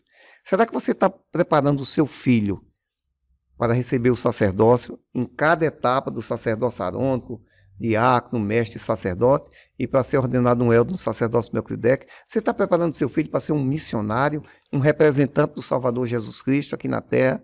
Eu espero que esse exemplo, esse legado de fé, nós estejamos deixando dentro do nosso lar, para que ele realmente se torne um local sagrado, como um templo, um pedacinho do céu. Eu gostaria de deixar essa consideração para que a gente pudesse pensar de que maneira, que prioridades eu estou dando ao permitir que Deus prevaleça em minha vida e na vida da minha família. Sei que Deus vive, Ele é nosso Pai, Ele nos concedeu o sacerdócio, nos concedeu a autoridade e as bênçãos do sacerdócio em nossa vida, nos concedeu o privilégio de guiar, de fortalecer nossa família dentro dos caminhos do Senhor, ajudando e ensinando nossos filhos por meio do exemplo e da fé. Eu sei que Jesus Cristo vive, é o nosso Salvador, que Ele ama e conhece cada um de nós. E Ele espera que nossas famílias sejam fortes, exemplares para todas as pessoas do mundo. Ele espera que nós, como membros, portadores de sacerdócio e membros fiéis da igreja, permitam que Deus prevaleça em sua vida, que Deus seja uma prioridade. E eu deixo para vocês o meu testemunho e essas palavras no sagrado nome de Jesus Cristo. Amém.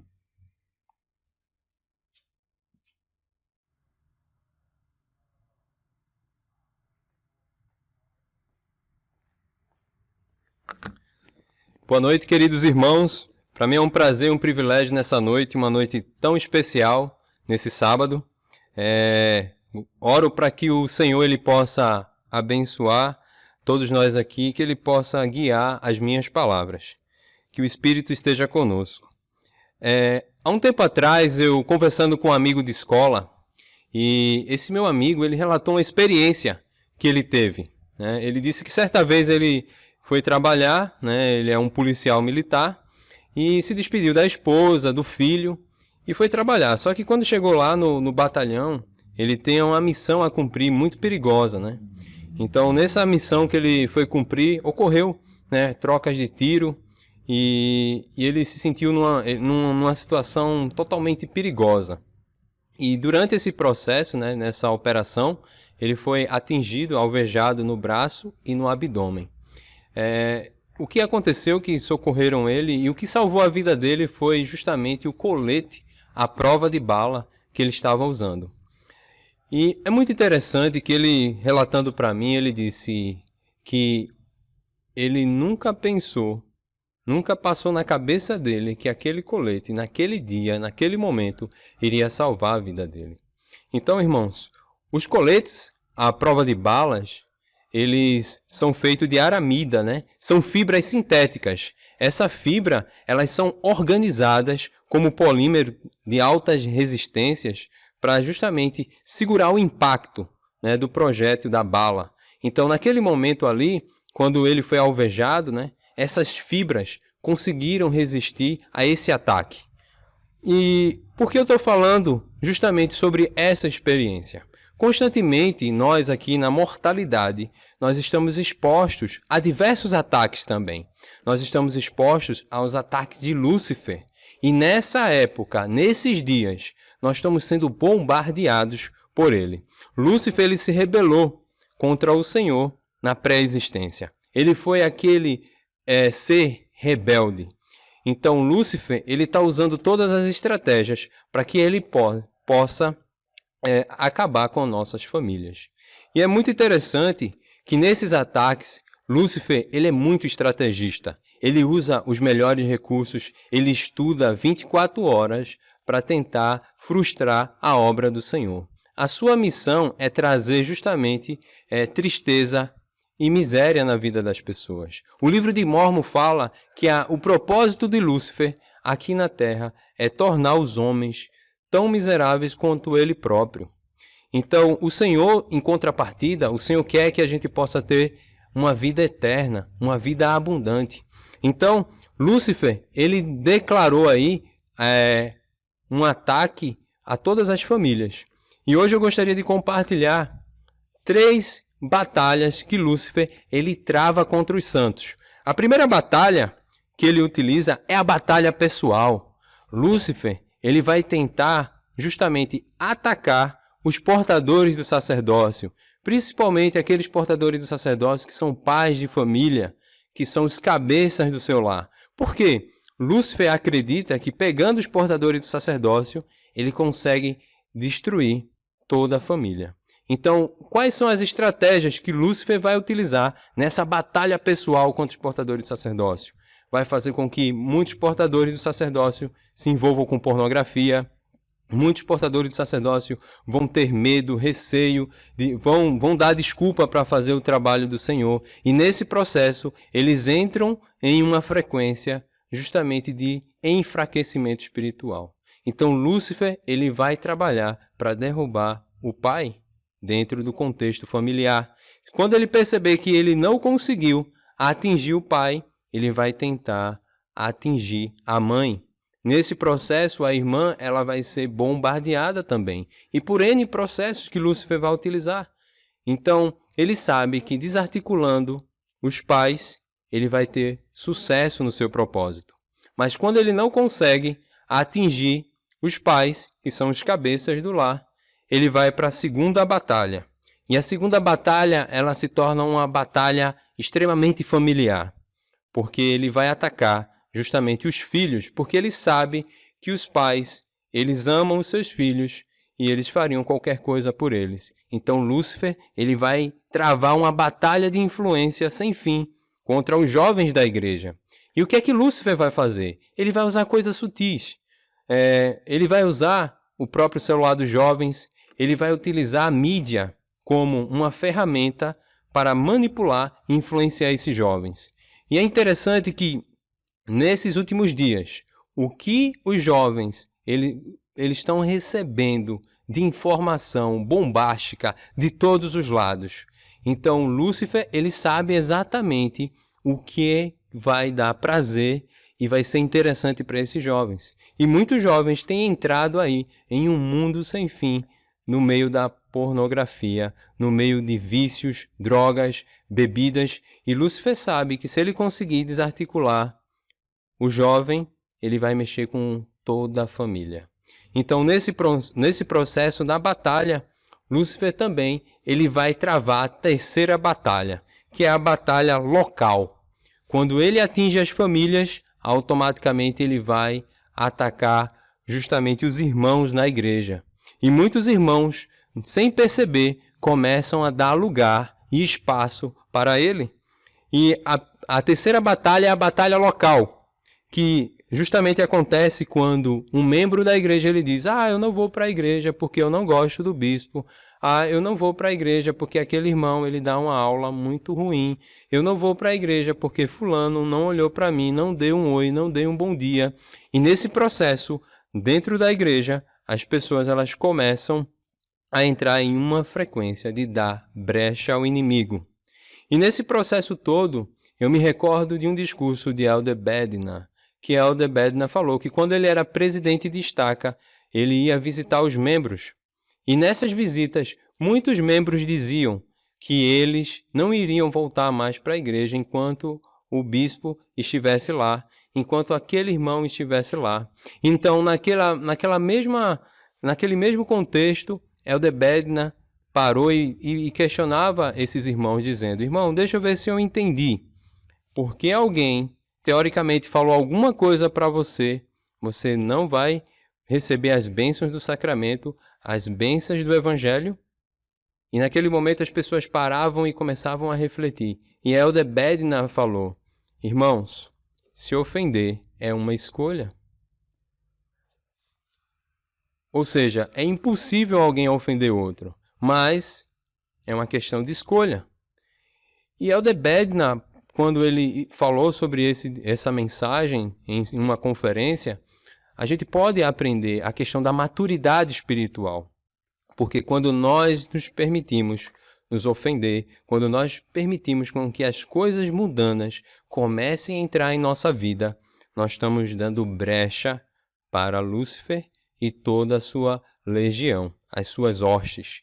Então, é muito interessante que nas aulas atuais, remotas, muitas pessoas elas não estão assistindo às aulas. Muitas pessoas deixaram de frequentar as reuniões, mesmo na maneira remota. Muitas pessoas agora elas estão passando por uma peneira. Imagina quando nós pegamos uma peneira e nessa peneira nós vamos colocar areia com pedra. Então, quando você solta a areia misturada com pedra e você começa a peneirar, a areia ela passa pela peneira e apenas fica a pedra. Então, eu diria que essa pandemia é uma peneira que vai separar a areia e a pedra. A areia são aqueles irmãos que vão viver o evangelho e vão fazer o seu melhor. A pedra vão ser aqueles irmãos que não conseguiram suportar a pressão da pandemia, as dificuldades dessa mortalidade e os ataques do inimigo. No livro de Efésios 4:27, ele diz o seguinte: não deis lugar ao diabo. Efésios 4:27. Quando ele fala, não deis lugar ao diabo, a palavra lugar, ter no lugar, quer dizer espaço, onde pode ser ocupado. Nesse processo, toda vez que a gente está sintonizado com as coisas do mundo, com as coisas mundanas, nós estamos dando brecha para o inimigo. E ele conhece, né? O inimigo ele não passou pelo véu do esquecimento. Ele conhece o nosso potencial. Ele conhece o potencial de todas as famílias dessa estaca. Lúcifer, ele é inteligente, astuto e capaz de derrubar qualquer pessoa que der brecha para que ele possa entrar. É muito interessante que quando eu servia como bispo, certa vez uma irmã me procurou numa das terças-feiras à noite, quando eu ficava na capela. E eu lembro que aquela irmã ela estava aos prantos, chorando, cheia de dificuldades. E eu me recordo muito bem que quando ela bateu na porta, eu estava lá e pedi para que ela entrasse, e ela entrou e começou a desabafar. E eu me recordo muito bem que ela dizia: bispo, como é difícil essa vida, bispo. Parece que tudo está dando errado na minha família. Parece que as coisas não estão indo como eu esperava. Naquele momento eu ouvi aquela irmã e comecei a pensar e a ponderar no meu coração, né? Naquele momento ela relatava N dificuldades e provações que ela tinha que passar. Para ela parecia algo muito grande, algo gigantesco. Mas naquele momento, depois de uma oração e depois de uma boa conversa, abrindo as escrituras e debatendo sobre cada desafio daquela irmã, fui inspirado naquele momento a fazer uma pergunta para ela. E eu disse: irmã, a senhora acha que a vida do Pai Celestial ela é fácil? A senhora acha que a vida de Jesus Cristo é fácil? E ela disse: não, bispo, não é, e nem foi a de Jesus Cristo. Exato. Exatamente nesse momento, quantas pessoas não estão orando para o Pai Celestial para que Ele possa abençoar a vida delas? Você já imaginou, toda vez que uma pessoa tem um problema, uma dificuldade, elas vão pedir ajuda a quem? A Deus. Então, naquele momento, eu disse para a irmã, movido pelo Espírito: irmã, os deuses, eles são preparados para resolver problemas, desafios, vencer pressões e ataques. Nós somos filhos de Deus e essa mortalidade é o momento da gente se preparar para que a gente possa aprender a resolver problemas e desafios, porque um dia nós nos tornaremos semelhantes cada vez mais ainda igual ao nosso Pai. Então, um dia nós estaremos na presença de Deus. E essas experiências vão te ajudar a você se tornar uma pessoa melhor. E naquele momento a irmã se sentiu mais aliviada e seguiu aquele conselho. Que cada desafio era para que ela aprendesse. Cada ataque era para que ela se fortalecesse. Naquele momento, essa irmã, ela saiu confiante. Mas ela saiu confiante porque ela sentiu a presença do Senhor na vida dela. Muitas vezes, nós temos diversos tipos de ataques que nós precisamos enfrentar. E muitas vezes nós não estamos preparados. Mas eu gostaria hoje, irmãos, de dizer que nós não podemos dar lugar ao diabo, conforme Efésios 4:27. Chegou a hora de mudar isso. E, recentemente, o presidente Russell M. Nelson, ele disse que nós precisamos fazer com que Deus ele prevaleça em nossa vida. E é muito interessante essa pergunta que o presidente Russell M. Nelson ele fez. Vocês estão dispostos a permitir que Deus prevaleça em sua vida? Quando a gente permite que Deus prevaleça em nossa vida, nós estamos vestindo aquele colete que salvou a vida do meu amigo. Não aquele colete exatamente físico, mas um colete espiritual. Um colete espiritual que é capaz de bloquear qualquer ataque do inimigo. Porque o colete espiritual, nós podemos dar vários nomes para ele, mas hoje, nessa noite, é fazer com que Deus ele prevaleça em nossa vida. Na língua portuguesa, a gente pode aprender que o verbo permitir, ele pode ser utilizado, dar lugar, possibilitar, prevalecer quer dizer dominar. O termo sua é um pronome possessivo e vida, do qual o profeta fala, é o modo e a maneira do que nós estamos vivendo. Então, nesse processo, nós precisamos entender que o colete espiritual é fazer com que Deus ele prevaleça a nossa vida. Se nós vestirmos esse colete, Lúcifer ele não terá poder sobre uma pessoa reta, uma pessoa obediente. Nós estamos vivendo os últimos dias e nesse processo nós precisamos cada vez mais fazer com que Deus prevaleça em nossa vida. Eu não tenho dúvida que quando nós estamos no território do Senhor, nós estamos sob sua influência. Mas quando nós cruzamos o território do Senhor e passamos para o território do inimigo, nós estamos convidando o inimigo a nos influenciar. O Senhor nos colocou aqui nessa mortalidade para aprender, crescer e desenvolver.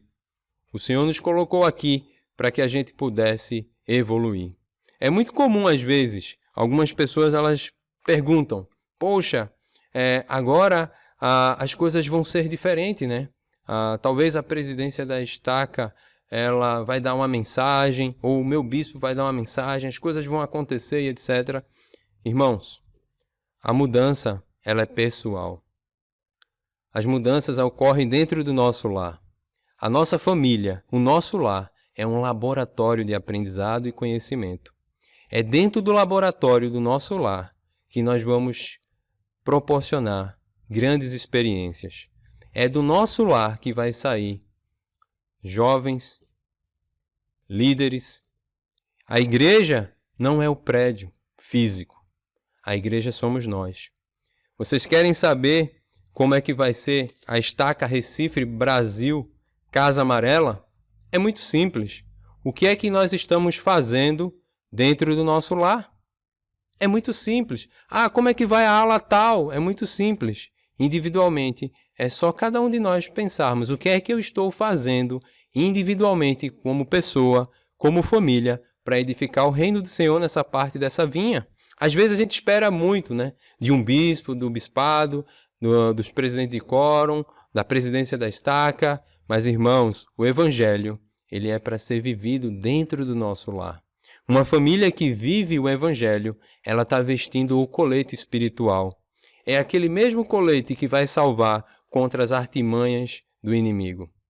Eu confesso que nessa batalha nós precisamos vestir a camisa. Se nessa noite aqui estiver alguém que por algum motivo está tendo algum problema familiar, está tendo algum problema espiritual, se tiver com algum problema relacionado à dignidade, eu lanço um convite procurem o seu bispo.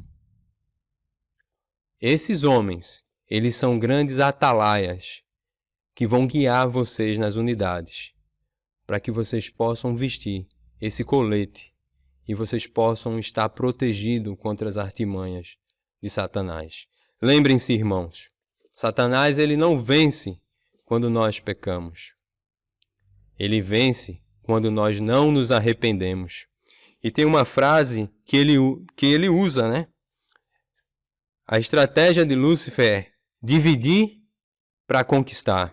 Então Lúcifer, ele vai jogar um contra os outros. Ele vai incentivar os irmãos a dizerem, aquele bispo, rapaz, eu não gosto daquele bispo. Ele vai incentivar os esposos ficarem contra as suas esposas, os filhos contra os pais, porque ele sabe, é dividir para conquistar. E ele tem feito um trabalho gigantesco aqui na Terra. E a gente precisa mais do que nunca atingir um patamar de maturidade espiritual para que a gente possa estar preparado nesses últimos dias. Eu não tenho dúvida que as palavras do profeta, elas foram justamente valiosas nesse período. Por que será que o profeta, ele disse que nós precisamos permitir que Deus prevaleça em nossa vida? Porque a influência de Lúcifer está tomando uma projeção absurda, né, na mortalidade. Então, irmãos, eu convido vocês, todos vocês, a vestirem esse colete espiritual. Ele vai salvar a vida de vocês. Que possamos estudar as Escrituras como nunca. Que possamos dobrar o nosso joelho.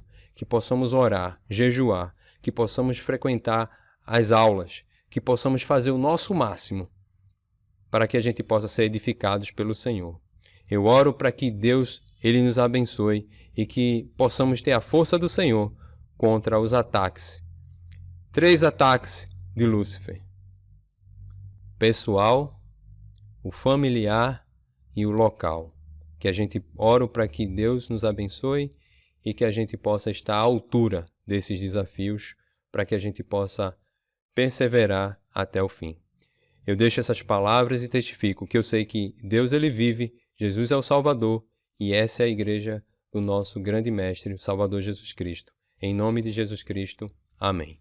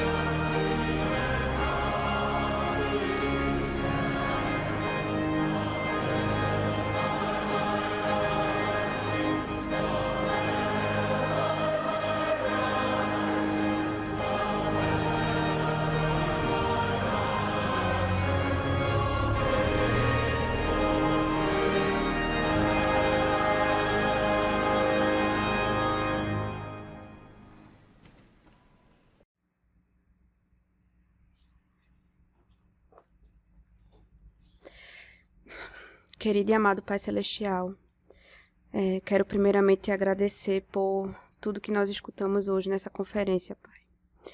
Quero te agradecer por sempre estar presente nas nossas vidas e que o Senhor sempre esteja, tanto aqui quanto do outro lado, quando partirmos, Senhor. Quero te pedir que sempre continue junto de nós. Abençoe todos que estão aqui, abençoe todo mundo, Pai. Que nós possamos seguir sempre contigo em todas as dificuldades, em todos os momentos da nossa vida. Deixo essa oração em nome de Jesus Cristo. Amém.